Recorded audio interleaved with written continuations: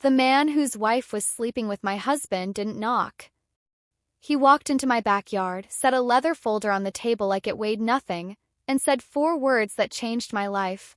I'm worth $850 million. Then he slid a marriage contract in front of me and said, sign this and by Saturday we bury both of them.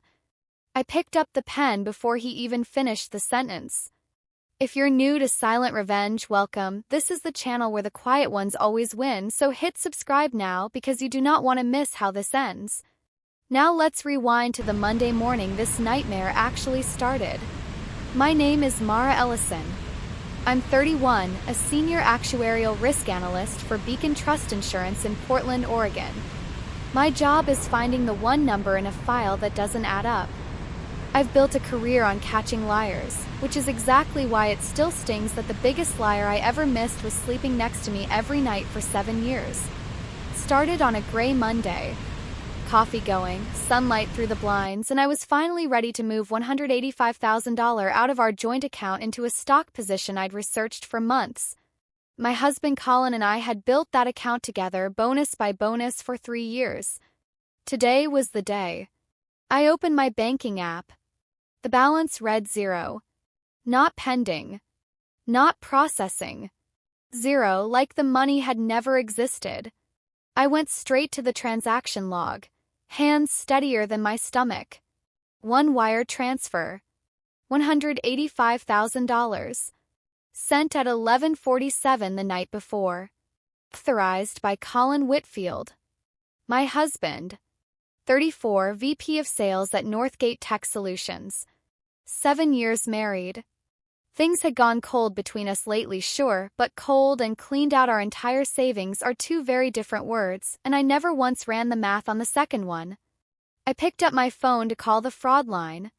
Before I could dial, the front door opened, and Colin walked in holding an oat milk latte like a trophy, humming under his breath. I turned my laptop toward him. Colin, where is our money? He didn't even blink. Just smiled that easy salesman smile. Oh good, you found it, he said, setting his keys down. I moved it. Moved it where? Somewhere safer. It's in an account under Sienna's name now. The name landed like a slap. Sienna Park. 26. Colin's old executive assistant, the one who always laughed a beat too long at his jokes and lingered too long refilling his drink.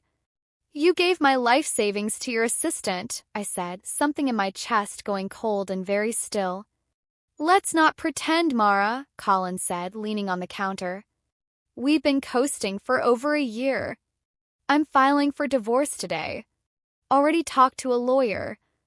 And just like that, in my own kitchen, I learned my husband had been cheating, had drained our savings to fund it, and was breaking the news over a latte like it was a scheduling update. He wasn't finished. Since we're ripping the bandage off, he said, voice going flat, I need you gone by Thursday. I paid most of the down payment on this house. You don't get to throw me out. He actually laughed. Watch me. While you were buried in risk models, I was making real moves. Sienna and I need the space. He grabbed his briefcase, paused at the door, and delivered his line like he'd rehearsed it. You calculate other people's risk for a living, Mara? You never calculated your own husband getting bored of you. Enjoy the empty apartment. The door slammed. I stood alone, financially wiped out and strangely calm. Because here's the thing about being a risk analyst. Panic isn't in the job description. I don't cry when the numbers go bad. I recalculate. He came back 40 seconds later for his forgotten gym bag and lingered because his ego needed one more audience. You're probably wondering why her, he said. Why I'd trade a 6-figure wife for my old assistant. I wasn't wondering that, I said. I was wondering how long federal court takes. Still the machine, he scoffed. You want the real reason I'm done? Sienna's pregnant. It's a boy. He wanted me to break right there on the tile. I filed it away instead, like a claim I'd flag for review. Congratulations, I said flat. It doesn't change the facts. My name's on this deed. I'm not leaving. His smile turned sharp.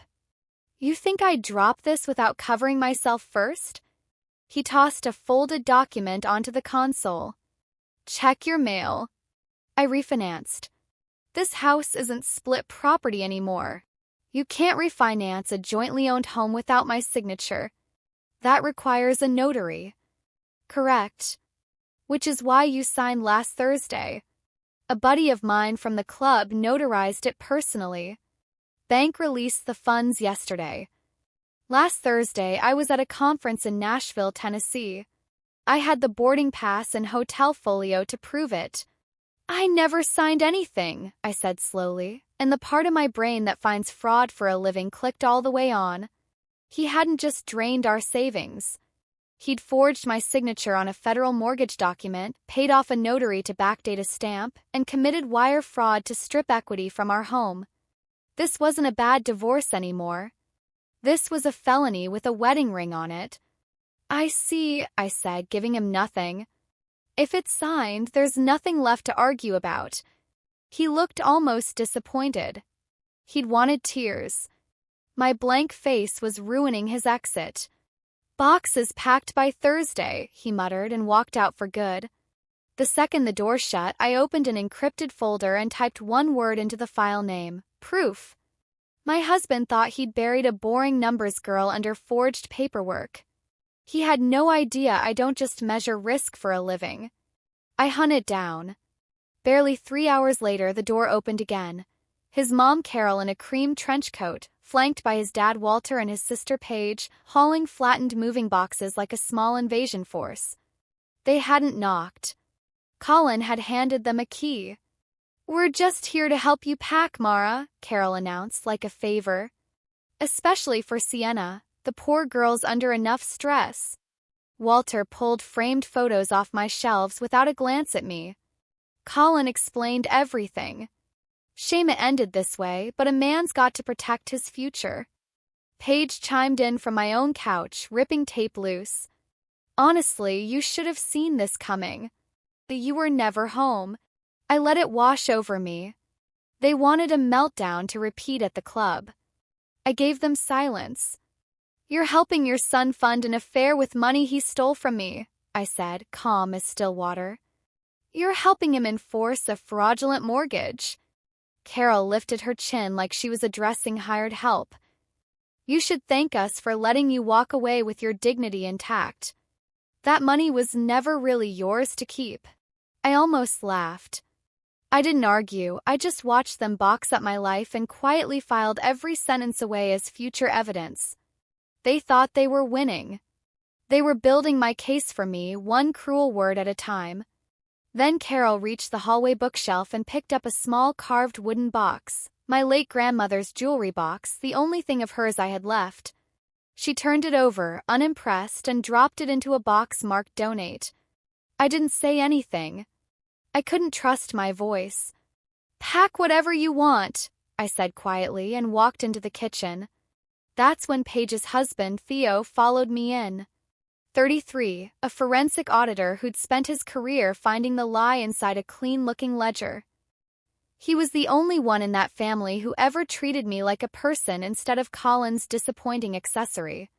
He ran the tap for cover and stood beside me at the island. Don't look at me. Just listen.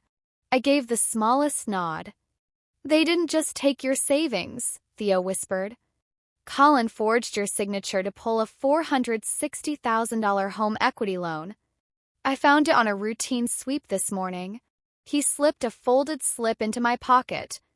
Call this number tonight. His name is Adrian. He's been trying to find you. $460,000. My stolen identity on federal paperwork. And a stranger named Adrian looking for me? If Theo had traced this all the way to someone I'd never met, this went a lot deeper than one bad marriage. Thank you, Theo, I whispered. Go end them, Mara, he said, and walked calmly back into the chaos. That night, once the house was empty of boxes and empty of them, I let myself back in, dug the jewelry box out of the donation pile, and sat on my empty closet floor holding it for exactly 2 minutes. I let myself cry, really cry, the kind I hadn't allowed all day. Then I wiped my face, put the box in my car, and never let anyone see that version of me again. I didn't fight the in-laws. Fighting meant playing by their rules, and the first rule of risk analysis is, never show the enemy where you're bleeding. I let my shoulders drop, faked total defeat, and told Carol she could have the house. I knew you'd see reason, she said, glowing. I grabbed my coat and walked out like a woman in full retreat. I wasn't retreating. I was regrouping. The moment I was locked inside my car, I dialed the number Theo gave me. 2 rings. "This is Adrian." "This is Mara," I said, my tone shifting, the wounded wife voice gone, replaced by the precision I use in every risk meeting. "I think we have a shared problem worth taking apart." "I already know exactly who you are," Adrian said. "A car's waiting at the corner of your street. 20 minutes. We're meeting at the Ledger." The line went dead. If you've ever wondered what it feels like the exact second your life stops being a tragedy and starts becoming a plan, that was it. The Ledger wasn't a place you'd stumble onto by accident. A black steel door behind a parking garage downtown, built for people who never wanted to be photographed. Adrian was already seated. 44, charcoal suit, no logo, a glass of scotch untouched in front of him. He didn't look like a man whose wife had just left him. He looked unbothered in a way that was honestly a little frightening. "Sit, Mara. We've got a lot to go over." "Theo told me Colin forged my signature for $460,000, I said, keeping it professional. Adrian let out a short laugh. "That's rounding error. Their little side project." He slid a thick black folder across the table. "Read this. Offshore routing numbers. Encrypted transfer logs. Fabricated invoices." Took me under a minute to understand exactly what I was looking at. "Sienna and Colin embezzled $3.1 million, Adrian said, flat as a weather report.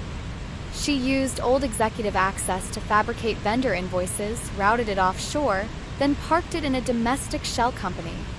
How does anyone think they can steal $3 million without triggering an audit?" "Because my wife has no idea who I actually am," Adrian said. To Sienna, I'm a mid-level manager at a boring logistics firm pulling maybe $190,000 a year. She's complained for years about my lack of ambition. He leaned forward. "That logistics firm is one piece of a much larger private portfolio. I've spent 15 years keeping my real net worth invisible on paper. Sienna married a man worth $850 million and has no idea. So when they stole $3.1 million, they thought they were bleeding some disorganized shell company dry. Exactly. They stole it directly from me. And I let it happen." "You watched it happen," I said, the pieces clicking into place. "Divorce court is slow and emotional. I remove liabilities. I needed them to commit a crime large enough that bankruptcy stopped being an option. I gave them enough rope to hang themselves twice over. And now you have the paper trail to finish it." "I have the documentation," Adrian agreed. "But to make sure they can't hide behind bankruptcy or a quiet settlement, there's one very specific move left. And I can't make it alone." He slid a single dense page across the table. "People like Colin and Sienna assume that if caught, they hire a lawyer, cut a deal, file bankruptcy, and disappear clean," Adrian said. "I intend to close that door. We merge their 2 crimes into one coordinated federal case." "You're going after a non-dischargeable debt classification," I said. "Tied to statute strong enough that bankruptcy can't erase it." "Correct. But 2 crimes against 2 victims is too easy to pick apart. Sienna claims manipulation. Colin claims a bad loan. We need one shared victim, not 2. How exactly do we turn 2 crimes by 2 different people into one shared victim?" Adrian didn't blink. "We become the shared victim. I'm proposing marriage, Mara. A real, legally filed contract." The room went quiet. "Call me whatever you want. It was brilliant. Once we're married, your stolen $460,000 and my stolen $3.1 million stop being separate incidents. They become one coordinated attack on a shared legal estate. Colin and Sienna stop being small-time thieves. They become co-conspirators in a federal racketeering case. And since Walter co-signed the $460,000 loan, I said, the plan clicking fully into place, merging our legal standing pulls his collateral into the same investigation. Adrian smiled, and it wasn't warm. The moment the feds freeze Colin's assets, they freeze Walter and Carol's estate the same hour. The bank forecloses before the ink's cold. The whole family goes down together. I thought about Colin mocking my career that morning. I thought about Carol telling me to be grateful. They'd thrown me away like I was disposable, certain I was too broken to fight back. They had badly underestimated me. What are the terms? Strictly business, Adrian said. We sign a postnup tonight protecting both our assets. We stay married just long enough for the indictments and seizures to finalize, then file an amicable annulment. He held my eyes. In return, you get full restitution, not just your $185,000. I'll wire you $2 million the day the annulment finalizes. More than 10 times what they took. I didn't need time to think. The math was clean. The risk sat entirely on their side of the ledger. I'm a risk analyst, Adrian, I said, picking up the pen. And I'm calculating that Colin and Sienna are about to have the worst quarter of their lives. I signed. He signed. We shook on it. Saturday, Adrian said. Wear something sharp. We've got a courthouse to visit and a trap to finish building. If you're new here, this is your sign to hit subscribe because Silent Revenge is only just getting started and it gets so much better from here. That night, I called my best friend Ren, the only person who never once treated my boring numbers job like a punchline. You're about to marry a stranger to burn down your husband's family, Ren said. Mara, I love you, but that's genuinely unhinged. It's not unhinged. It's diversified risk. She laughed, the kind that comes right before something painfully honest. You know I flagged that weird transfer on your account 4 months ago? You told me it was probably Colin shuffling bonus money. I closed my eyes. She had. I'd brushed it off completely. My one blind spot, trusting the person closest to me without double-checking the data, had cost me almost everything. I wasn't making that mistake twice. I hear you loud and clear now. Just be careful, Ren said. This Adrian guy could crush you just as easily as he's about to crush them. She wasn't wrong to worry. But I wasn't the woman who'd stood frozen in her kitchen that morning anymore. I had a plan now. Plans don't get scared. I spent the next several nights building the case file out of a secure hotel suite. This is genuinely my exact skill set, finding the digital footprint people think they've erased. Colin had sent the $185,000 wire from his office IP without masking it.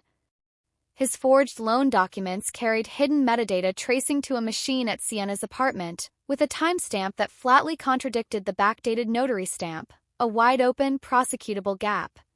The $3.1 million had been routed through a fake Delaware firm, bounced through Caribbean accounts, then washed back domestically. But Colin, blinded by ego, had linked his own cell number to the shell company's two-factor login. I mapped it all out, one color for the mortgage fraud, one for the wire fraud. The cleanest case file I'd ever built. 2 nights later, Theo showed up with audit logs. Shadow compliance check on Colin's loan file. This moves your timeline up. On the guarantor line of the $460,000 application, Walter's signature. Colin's dad co-signed the whole loan, Theo said. Pledged the family estate as collateral. He thinks his son's a real estate genius who needed a bridge loan. He has no idea it funded a $3.1 million embezzlement case. Walter's fully leveraged now, Adrian said, cold and precise.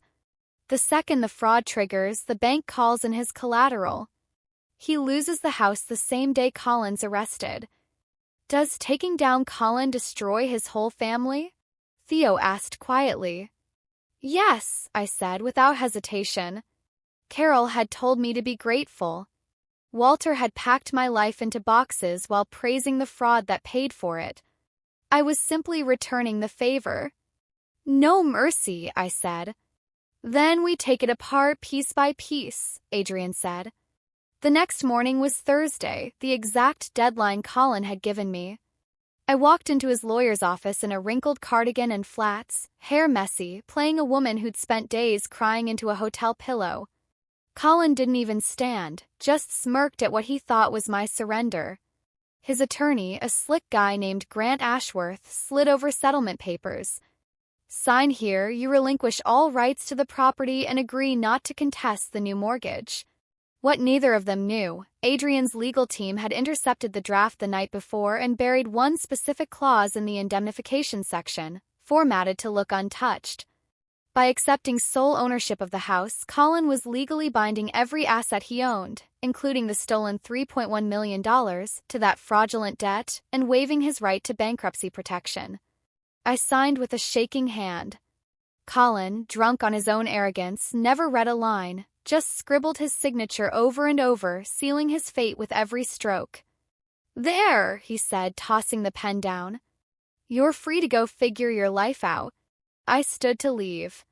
Colin couldn't resist one last twist of the knife. Go find a studio apartment, Mara. Maybe a cat. The risk models were never going to keep you company forever. I dropped the broken woman act. My spine straightened. I'll get exactly what's coming to me, I said and walked out. If you're keeping score at home, that's one domino down. Two very big ones left to fall. Within 2 days, Colin and Sienna poured the combined $3.56 million into a down payment on a sprawling estate in Portland's most exclusive hillside neighborhood, convinced stolen cash turned into a physical asset made them untouchable. What they never checked, who owned the shell company selling them the house? A subsidiary of Adrian's private trust. They hadn't bought a mansion, they'd wired $3.56 million straight back to the man they stole it from, and signed a lease dressed up to look like a sale. Meanwhile, Carol and Paige turned my humiliation into a social media tour, tagging me in every post of the new house and Sienna's maternity photos. One caption read, "My brother finally got the upgrade he always deserved." I never responded. Every post was time-stamped, public evidence of stolen assets. They were narrating their own crime scene for free. A week later, in Adrian's penthouse, we walked through the case with his legal team. Subpoenas, IRS flags, metadata trails, all indexed and ready. They're burning through it faster than we projected, I noted. They feel untouchable. Adrian sipped his scotch, eyes on the skyline. Let them climb higher, he said. The higher they get, the harder they land. The next morning, we made the call. No sirens, an encrypted drive to a contact inside the FBI's white-collar division, a matching file to the IRS Criminal Investigation Unit. Real fraud cases don't start loud. They start in silence. Colin, a man who built his identity on loud declarations, never thought to look for a quiet one closing in. Over the following 2 weeks, Theo fed us updates through a burner phone. The IRS quietly locked Sienna's shell company. A compliance flag hit the equity loan.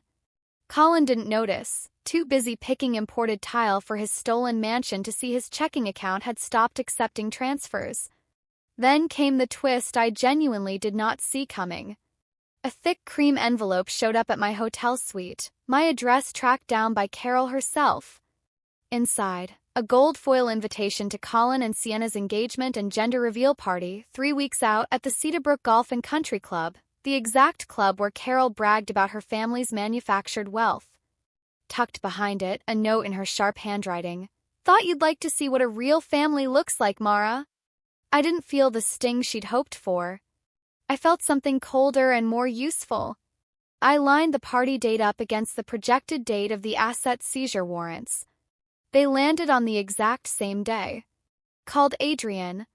Carol invited me to their engagement party. 3 weeks from Saturday. 3 seconds of silence. Mara, that's the same day the FBI executes the seizure warrants. Theo confirmed it within the hour. Walter had personally fronted the entire party using the same fraudulent credit line tied to his own house. Nearly 300 guests. Filet mignon for every one of them. I checked the box to accept and under guest count wrote the number 2. I wasn't hiding in some studio apartment. And I definitely wasn't showing up alone. That Saturday morning, Adrian and I stood outside the courthouse. No white dress, no flowers, just a sharp suit and 2 people closing a hostile business deal because that's exactly what this was. We filled out the marriage forms in silence, our postnup already locked in from the night before. Signing that certificate, I wasn't thinking about vows. I was thinking about a trapdoor swinging open beneath a family that believed it was untouchable. The ceremony lasted under 4 minutes. No rings, no kiss, no music, just a stamp, a handshake, and a walk back into the cold morning air. As we left, my phone buzzed. A text from Theo. Bank triggered the hold on Walter's collateral. Wire fraud flag live. Full freeze completes by 6 tonight. Adrian read it over my shoulder, jaw tightening with satisfaction. Feel like ruining an engagement party? He asked. I feel like finishing what they started, I said. That evening, in Adrian's penthouse, I got ready for the last move on the board. For 7 years I'd dressed to stay invisible, to keep the spotlight on Colin. Tonight that ended. I wore a deep sapphire gown that moved like water and clipped on one of my grandmother's rescued earrings, just so a piece of her would be standing there with me. The woman in the mirror was unfamiliar for exactly one reason. She wasn't scared of anything anymore. Adrian walked out in a black tuxedo. The look is perfect. They're expecting a broken woman. We're handing them something they never planned for.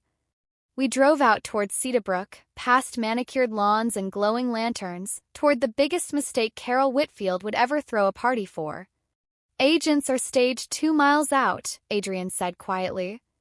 They move on my word. My pulse stayed steady the whole drive. Somewhere in that ballroom, Colin was raising a glass of stolen champagne, unaware the ground beneath him had turned to ash 6 hours earlier. We walked through the club's heavy doors into a ballroom dripping in white orchids, a towering ice sculpture, and nearly 300 guests about to witness the fastest fall from grace this city had seen in years. The room noticed us before we said a word. The string quartet faltered, then stopped. Every head turned. Sienna saw us first, jaw dropping at Adrian in a tuxedo worth more than her nursery, the boring, unambitious husband she'd traded away, radiating a kind of power money can't fake. Carol marched over, sequins flashing, fury barely contained. What do you think you're doing here? You were told to disappear.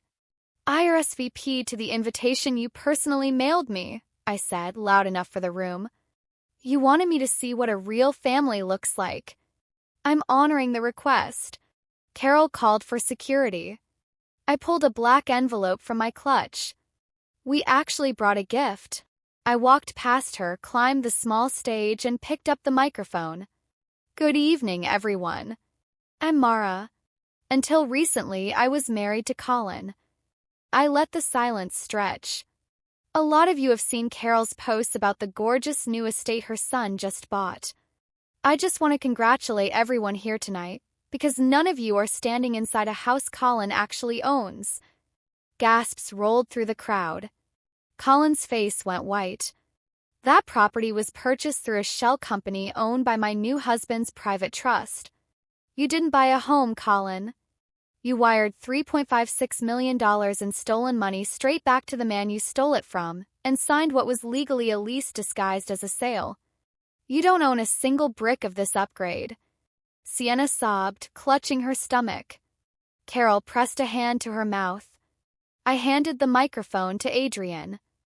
Hello, Sienna, he said, calm as glass. You've spent months telling everyone I was a boring middle manager. What you never checked is that I run a private investment firm worth $850 million. You didn't leave a man with no future. You left a fortune for a felony. He turned to Colin. You thought you were draining a forgotten shell account. That account was an active, regulated corporate lending trust. Thanks to one clause buried in your own settlement paperwork, everything you own, now and in the future, is legally bound to that debt. As of 6 o'clock this evening, your balance with penalties and federal interest sits at just over $34 million. Non-dischargeable. You'll be paying it off for the rest of your life. Sienna collapsed into a chair. Colin grabbed a table just to stay upright. That's when Walter shoved forward, red-faced, screaming about attorneys, unaware his own accounts had been frozen the second he walked in. "With what money, Walter?" I asked calmly. "You co-signed Colin's fraudulent loan. When the default triggered this afternoon, the bank seized your collateral automatically. Your estate's been foreclosed since 6 o'clock. You don't have money for a lawyer. You don't have money for the valet." Carol sank to the marble floor, sobbing, decades of manufactured status collapsing in front of everyone she'd ever tried to impress. Nobody moved to help her up. That's when Theo stepped out of the crowd, past his sobbing wife Paige, and dropped a heavy folder on the nearest table. "Told you never to cross an auditor," he said to Colin. Then to Paige, "I'm filing for divorce tomorrow. Reach me through my attorney." And that's when the sirens hit.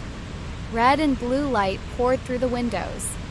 The doors burst open, and federal agents moved in with the kind of practiced speed that told you this wasn't their first arrest.